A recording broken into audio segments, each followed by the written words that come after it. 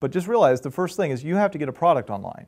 And people spend all this time and all this money and sometimes all this effort, months, some cases, sometimes years, but people spend an awful lot of time and money just to get a product up. And that's just, that's not the idea. The idea is if you're going from zero to your first dollar online, that's a big deal. When you make your first dollar online, that's a big difference. And if you look at the bell curve of people that are making a lot of money or people that have been spending years and not making any money, there's an awful lot of people spending an awful lot of time and effort that still don't have their first product online.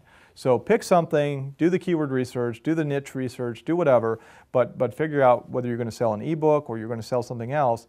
And you really want to get products online that people can go and buy. When we first started with Wedding Favors, we weren't selling our own products, right? We were a retailer, we were selling other people's products.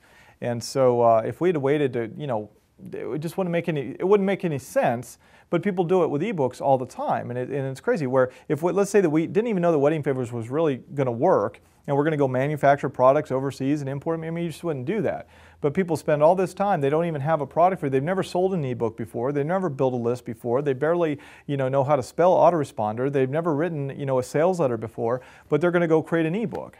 And they're going to spend months to write it, and even if they get done, they're going to maybe sell it for $27. That's crazy. You need to learn the internet marketing steps by selling other people's products at first, and get a product. You've got to really plan your business in stages. So you have to make your first dollar, and that's a big thing. Don't plan to make $1 million and work for 6 months making zero while you're doing that, because all you're doing is putting yourself farther in the hole, irritating your spouse, making your family think you're a fool, right? And you don't do that. So just start inexpensively, but make a little bit of money. Realize that there's stages. Have you or have you not made $1 online? And if you haven't made $1, then just go make $1. Don't try to make $1 million and spend 6 months working on this project that you think is going to be the next Google.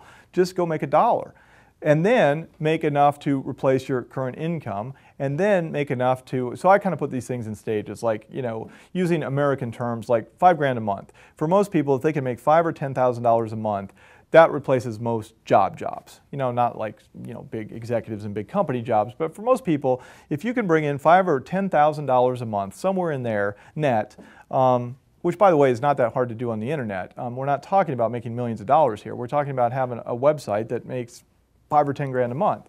And so, but focus on that. Don't go do a little this and do a little that and a little that. Learn the skills that it takes, which are going to apply no matter what you do, which are SEO, pay-per-click, email and autoresponders, some web copywriting, and some stuff about web design or what makes good web usability, web design. You have to learn about conversion and testing and tracking and what makes good web design. But these are things that are going to apply no matter what you do, whether it's your first dollar or it's your next Google. These are all the same skills. So while you're developing all those necessary skills, make the first dollar without spending a lot of money, then try to very quickly get to a way where you can see 5 or 10 grand a month coming in, the kind of thing that could replace most jobs.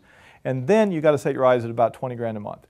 It just happens that in the United States, if you can net around 20 grand a month, that leads to just what dinners cost and what movies cost and what car rentals cost or car leases cost or car payments cost or house payments. If you can net 20 grand a month, you can live pretty decently in most areas of the country.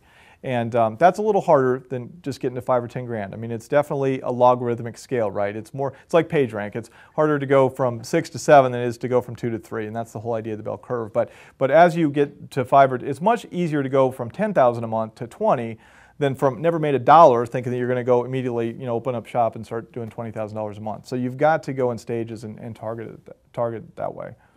And that really helps protect the downside as well, because I hate to see people spend months and months and months, a lot of time, and it's not just the money. Even if they're sitting at home, it's their opportunity cost. They could be working a job and actually making money, and they're not. Now another month goes by, and another month goes by, and you've got to give yourself some wins, and you've got to have a plan where you can get a website up and very quickly do that.